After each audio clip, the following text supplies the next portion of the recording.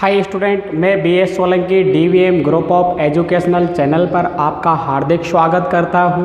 मैंने आपके लिए पिछले वाले लेक्चर में आवृतबीजी पादपों के बारे में जानकारी दी, तो आज से मैं आपके लिए आवृतबीजी पादपों में जनन व विकास प्रारंभ करने वाला हूं, यानी कि अध्याय नंबर 1 प्रारंभ करने वाला हूं, जिसके अंतर्गत सबसे पहला पॉइंट हमारा आता है जनन। क्या आता है? जनन आता है। जनन यानी कि रिप्रोडक्शन। जनन यानी रिप्रोडक्शन। यहाँ पर आप जनन की बहुत सारी डेफिनेशन देखोगे, ध्यान से देखोगे।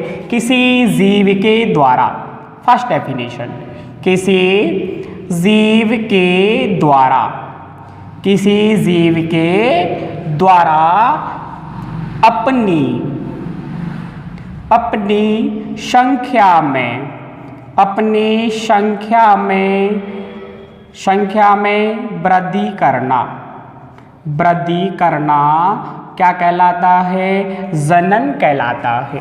किसी जीव के द्वारा अपनी संख्या में वृद्धि करना जनन कहलाता है। अथवा लगा करके दूसरी डेफिनेशन देखोगे आप ध्यान से। किसी जीव के द्वारा, किसी जीव के द्वारा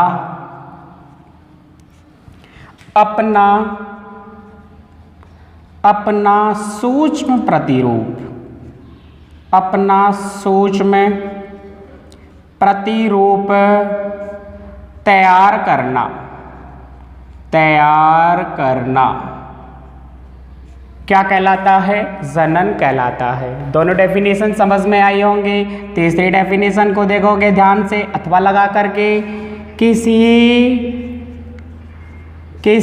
जीव के द्वारा, किसी जीव के द्वारा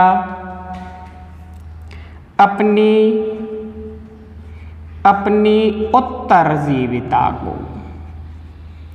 उत्तरजीविता को कायम बनाए रखना भी क्या कहलाता है? जनन कहलाता है।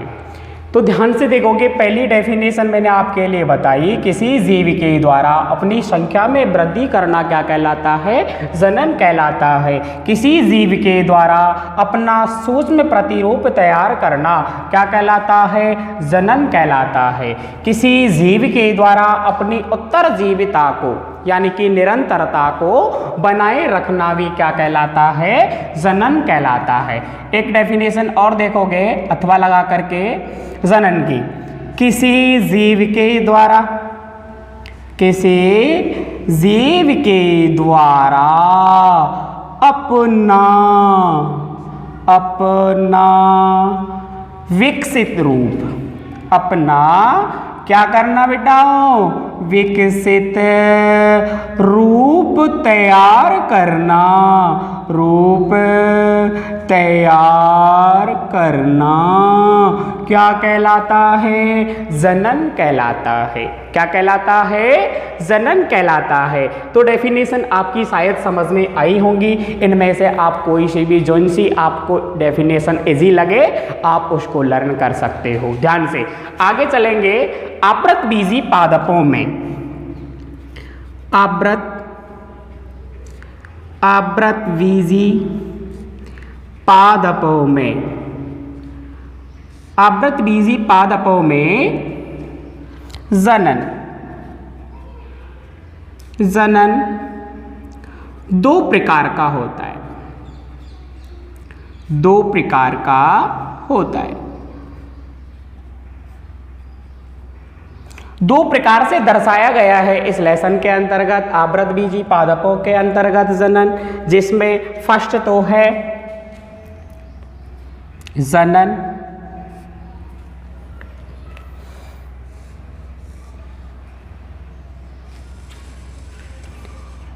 जिसमें फर्स्ट है अलैंगिक जनन। अलैंगिक जनन फर्स्ट, और सेकंड है लैंगिक जनन।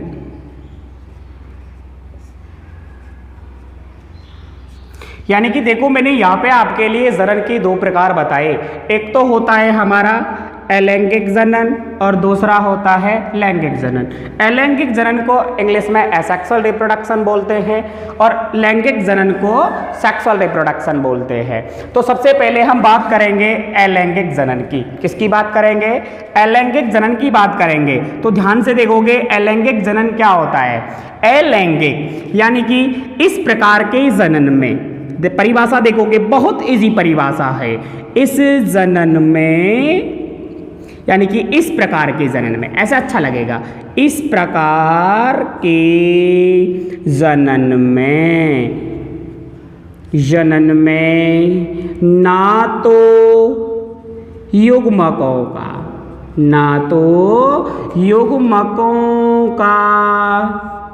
निर्माण होता है, ना तो युग्मकों का निर्माण होता है और ना ही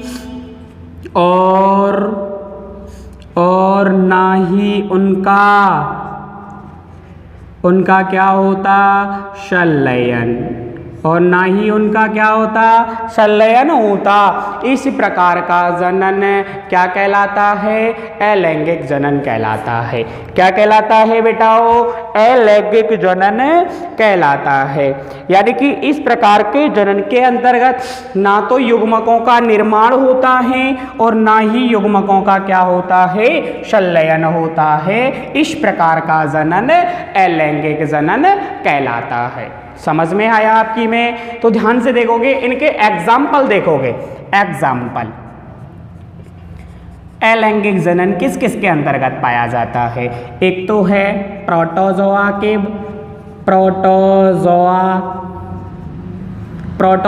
के अंतर्गत पाया जाता है और दूसरा बेटा सीलेंट्रेटा, यानी कि कुछ सीलेंट्रेटा के जीवों में, कुछ सीलेंट्रेटा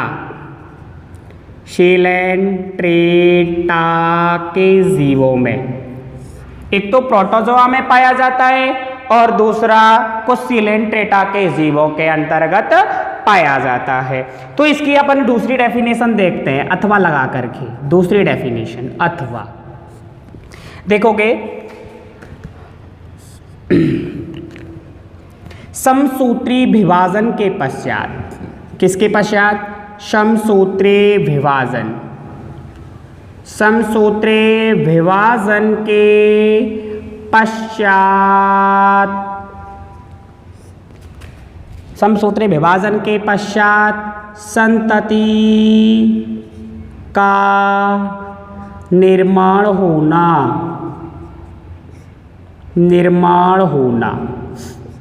ध्यान से देखोगे कि इस प्रकार के जनन में समसूत्री विभाजन के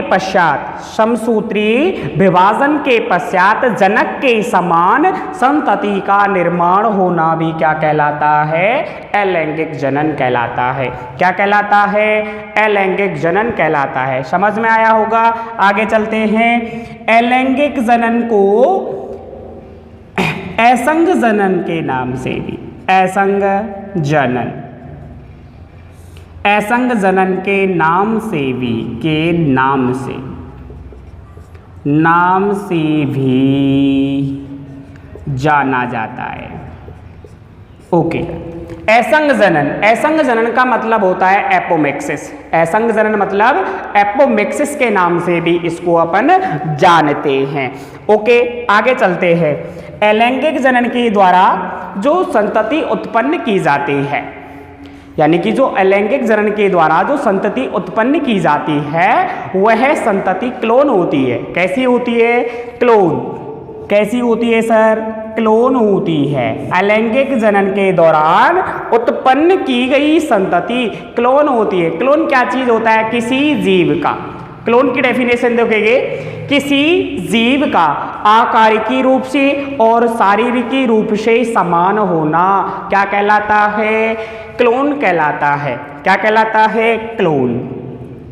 क्लोन को मैं यहाँ पे बताता हूँ आपके लिए, ध्यान से देखोगे।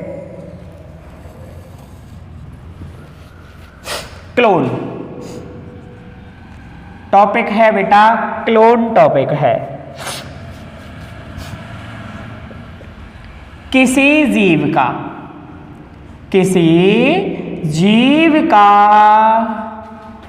आकारिकी व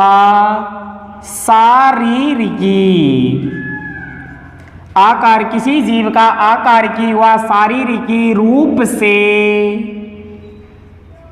जनक कोशिका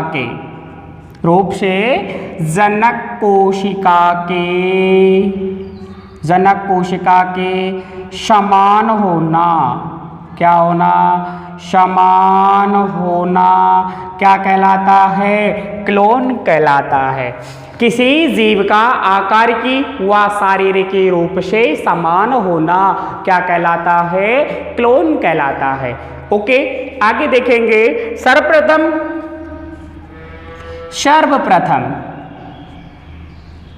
सर्वप्रथम डॉली नामक, यानी कि डॉली भेड़ का क्लोन, सॉरी ध्यान से देखोगे दोबारा, यानी कि क्लोन, सर्वप्रथम जो क्लोन बनाया था, यानी कि जो भेड़ का जो क्लोन था, भेड़ के क्लोन का निर्माण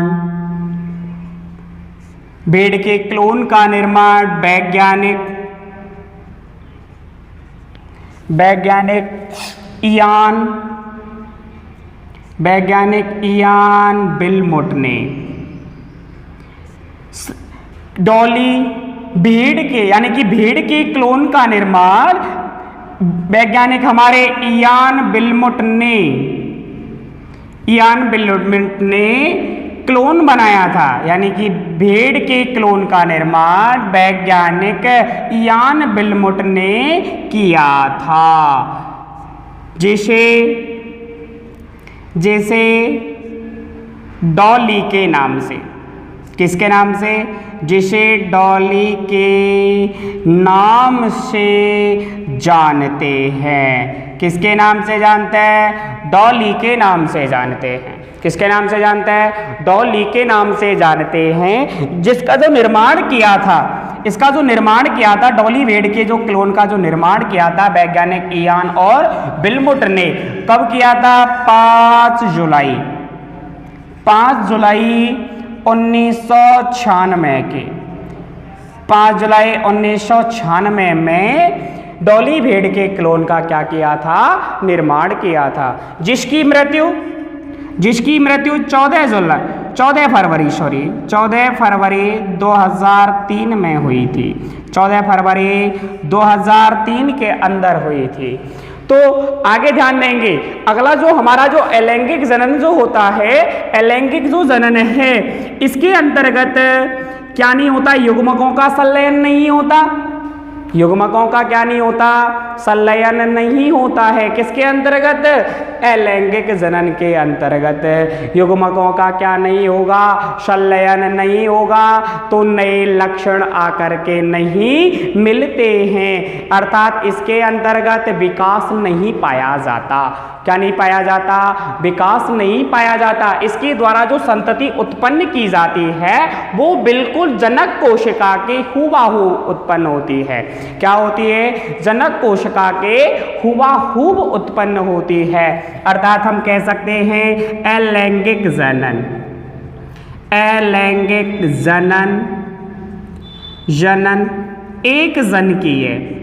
एक जनकीय होता है। अलैंगिक जनन एक जनकीय होता है। ध्यान से देखोगे, मैंने आपके लिए यहाँ पर अलैंगिक जनन के बारे में बताया। इस प्रकार के जनन के अंतर्गत ना तो युग्मकों का निर्माण होता है और ना ही उनका क्या होता? संलयन होता है। इस प्रकार का जनन अलैंगिक जनन कहलाता है, जैसे प्रोटोजोआ और कुछ सीलेंट्रेटा के जीवों के अंतर्गत पाया जाता है। ओके, अगला ध्यान देंगे इसको अपन अलैंगिक जनन को असंग जनन के नाम से भी जानते हैं। और अलैंगिक जनन के दौरान जो संतति उत्पन्न की जाती है वो क्लोन होती है। और क्लोन की मैं आपके लिए डेफिनेशन बता चुका हूं कि किसी जीव का आकारिकी और शारीरिकी रूप से जनक कोशिका के क्या होना, समान होना, क्या कहलाता है, क्लोन। जो भेड़ का जो क्लोन बनाया था वो वैज्ञानिक इयान बिलमुट ने बनाया था, जिसका नाम था डॉली। क्या नाम था? डॉली था, जो कि 5 जुलाई 1996 में बनाया गया था। जो 14 फरवरी 2003 में क्या हो गई थी, जिसकी मृत्यु हो गई थी। यानी कि जो हमारा अलैंगिक जनन होता है वो एक जनकीय होता है। तो अलैंगिक जनन आपकी पूरी तरीके से समझ में आया होगा। इसके बाद में हम बात करते हैं अलैंगिक जनन के प्रकार, यानी कि अलैंगिक जनन कितने प्रकार का होता है। आप वीडियो को पॉज करके स्क्रीनशॉट ले सकते हैं।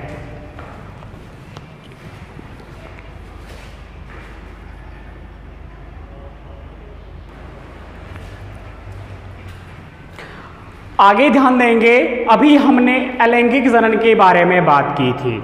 अब हम बात करते हैं अलैंगिक जनन के प्रकार। किसके बारे में? अलैंगिक जनन के प्रकार के बारे में बात करते हैं। अलैंगिक जनन,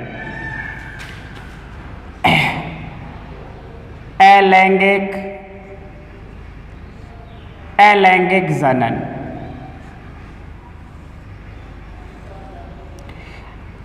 अलैंगिक जो जनन होता है वो 2 प्रकार का होता है।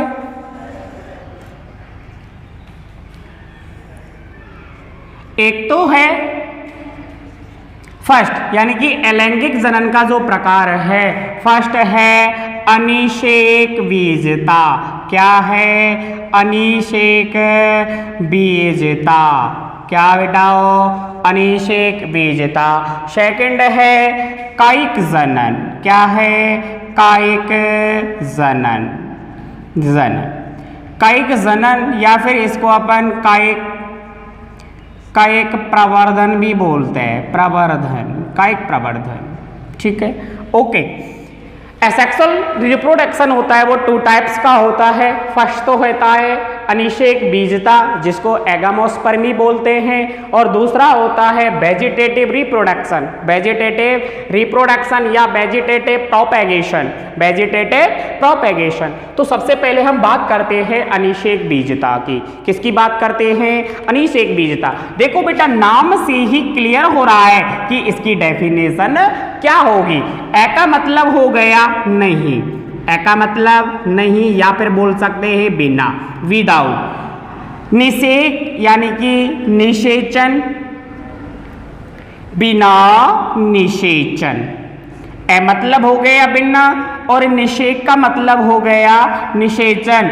और बीजता का मतलब हो गया बीज। यानी कि सीधा मैं आपको बताऊं कि बिना निषेचन के बीज ही क्या कहलाता है? अनिषेक बीजता कहलाता है। देखेंगे ध्यान से, ऐसा जनन जिसमें ना तो युग्मकों का क्या होता है? निर्माण। ना तो युग्मकों का क्या होता है? इसमें निर्माण होता है, और ना ही उनका क्या होता? संलयन होता है, और ना ही उनका क्या होता? संलयन होता। लेकिन नए पादप का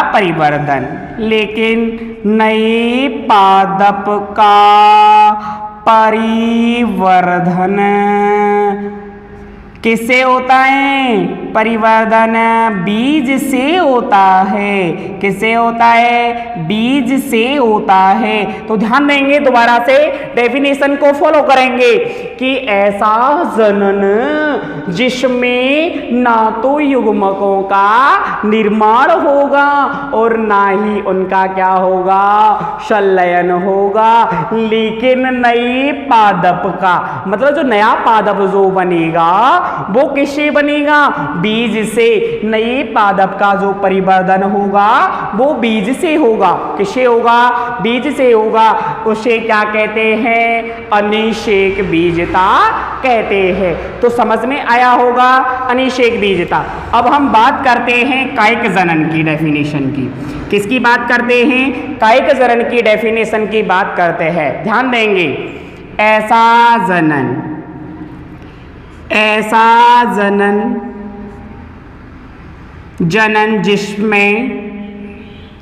जिसमें नए पादप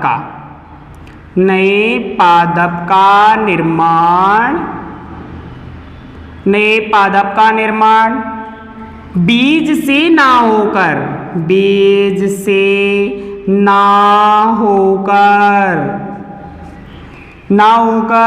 पौधे के किसी कायिक भाग से होता है, उसे क्या कहते हैं? कायिक जनन कहते हैं। देखो बेटा, नाम ही स्पष्ट है इसमें। कायिक का मतलब हो गया शरीर। कायिक का मतलब शरीर यानी कि बॉडी, प्लांट बॉडी।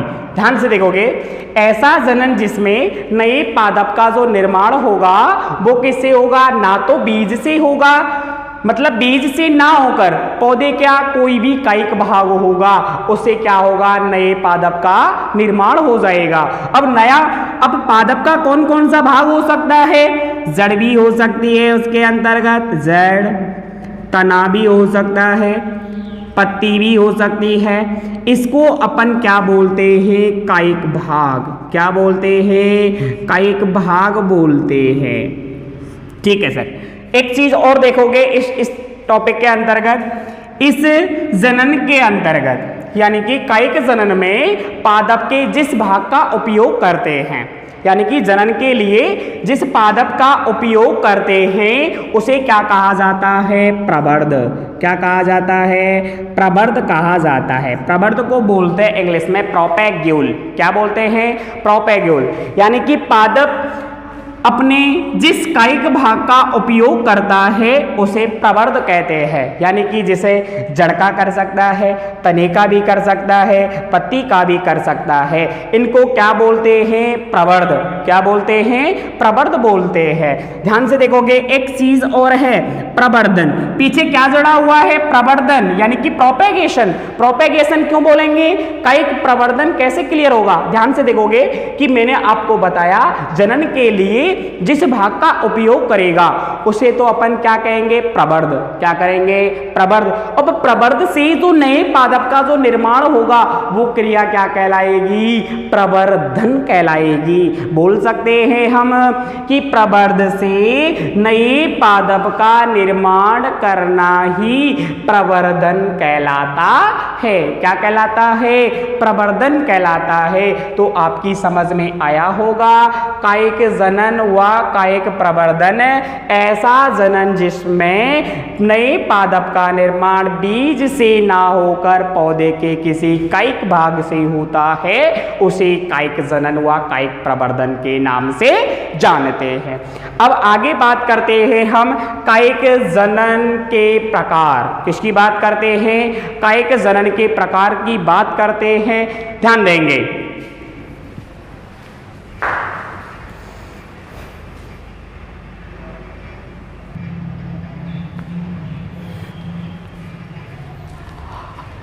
कायिक जनन जो है वो दो प्रकार का होता है। कितने प्रकार का? दो प्रकार का होता है। क्या बेटा? कायिक जनन। कायिक जनन, कायिक जनन हुआ, हम बोलते इसको कायिक प्रवर्धन। कायिक प्रवर्धन देखोगे ध्यान से,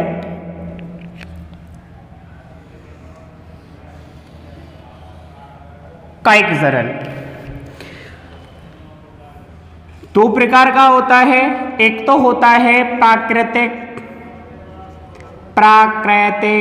कायिक जनन, प्राकृतिक कायिक जनन, और दूसरा होता है कृत्रिम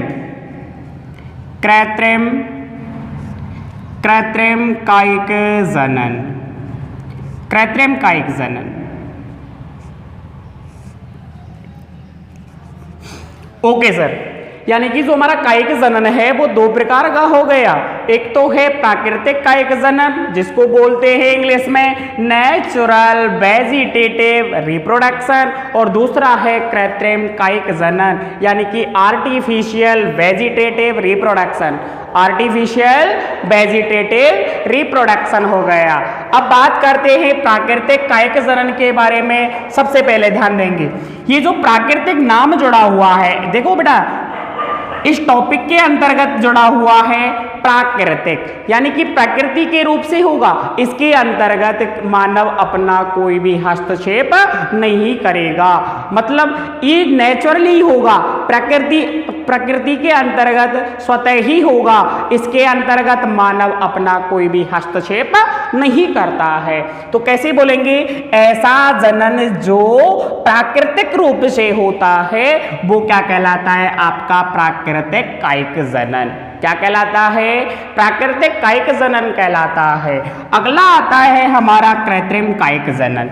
जो कृत्रिम कायिक जनन है, नाम जुड़ गया आगे कृत्रिम, कृत्रिम को इंग्लिश में बोलते हैं आर्टिफिशियल। क्या बोलते हैं, आर्टिफिशियल बोलते हैं। आर्टिफिशियल का मतलब यही हो गया मानव कराएगा। कौन कराएगा, मानव कराएगा, अपनी उपयोगिता के आधार पर करवाया जाएगा।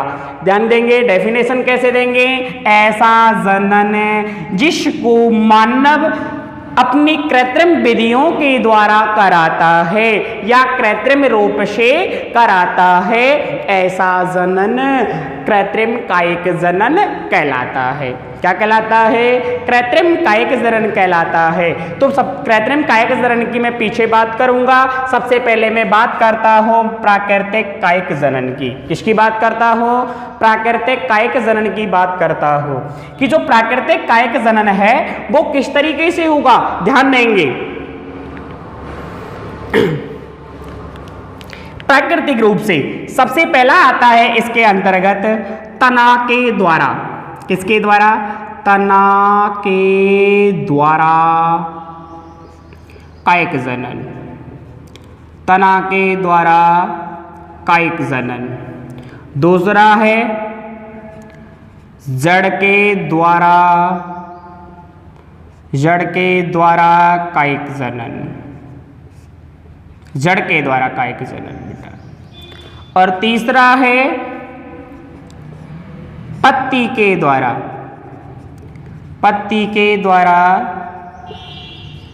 कायिक जनन।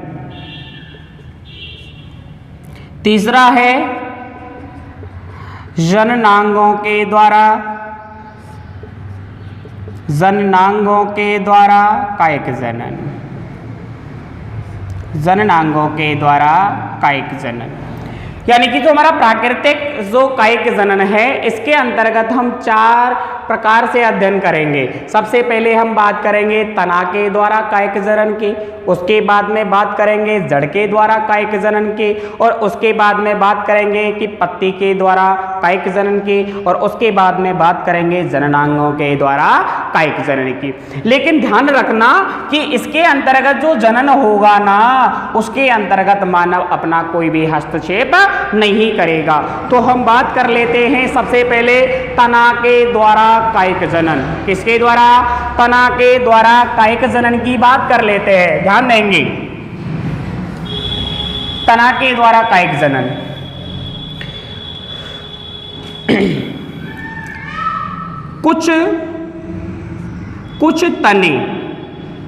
कुछ तने रूपांतरित होकर विशेष प्रकार के विशेष प्रकार के तनों का निर्माण करते हैं। विशेष प्रकार के तनों का निर्माण करते हैं, यानी कि जो हमारी स्टेम है वो मॉडिफाइड हो जाते हैं और मॉडिफाइड होकर के विशेष प्रकार के तने का क्या करते हैं, निर्माण करते हैं। तो बेटा ध्यान से देखोगे, यहाँ से क्वेश्चन एग्जाम के अंतर्गत पूछा जा सकता है, थोड़ा सा ध्यान से पढ़ेंगे कि देखो तना, इसके अंतर्गत सबसे पहला तना आता है प्रकंद। क्या आता है, प्रकंद, यानी कि तना रूपांतरित होकर के सबसे पहला क्या आता है इसके अंतर्गत, प्रकंद। प्रकंद का उदाहरण है अदरक। क्या होता है, अदरक। अगला है कंद।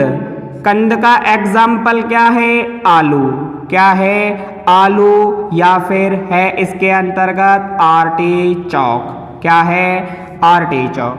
उसके बाद में प्रकंद हो गया, कंद हो गया। अगला है शल्क कंद। शल्क कंद हो गया। शल्क कंद का एग्जाम्पल हो गया आपका, हो गया बेटा प्याज। प्याज और लहसुन। प्याज और लहसुन हो गया। उसके बाद में आता है धनकंद। क्या आता है, धनकंद आता है। धनकंद का एग्जाम्पल हो गया अरवी। अरवी और जमीन कंद। अरवी और जमीन कंद हो गया। क्या बेटा, धनकंद। धनकंद का एग्जाम्पल हो गया अरवी और जमीन कंद। आगे बात करते हैं हम ऊपर भूस्थारी। ऊपरी भूस्थारी। ऊपर भूस्थारी का एग्जाम्पल हो गया घास। घास, जिसको अपन क्या बोलते हैं, दूब। क्या बोलते हैं, दूब बोलते हैं। घास या सेंटेला। घास या सेंटेला ऊपर भूस्थारी तने का क्या होता है, एग्जाम्पल होता है। उसके बाद में आता है अंतः भूस्थारी। अंतः भूस्थारी तने का जो एग्जाम्पल है वो है पुदीना। क्या है, पुदीना होता है। ऊपर भूस्थारी हो गया, अंतः भूस्थारी हो गया। अगला है भूस्थारी। क्या है, भूस्थारी तना। भूस्थारी तने का एग्जाम्पल हो गया स्ट्रॉबेरी। क्या हो गया, स्ट्रॉबेरी हो गया। और एक और तना है जिसका नाम है भूस्थारिका। क्या है, भूस्थारिका। और भूस्थारिका का तने का एग्जाम्पल हो गया जलकुंभी। क्या हो गया, जलकुंभी या फिर पिस्टिया। जलकुंभी और पिस्टिया जो है ये भूस्थारिका तने के, किसके, भूस्थारिका तने के क्या हैं, एग्जाम्पल। यहां से आपसे केवल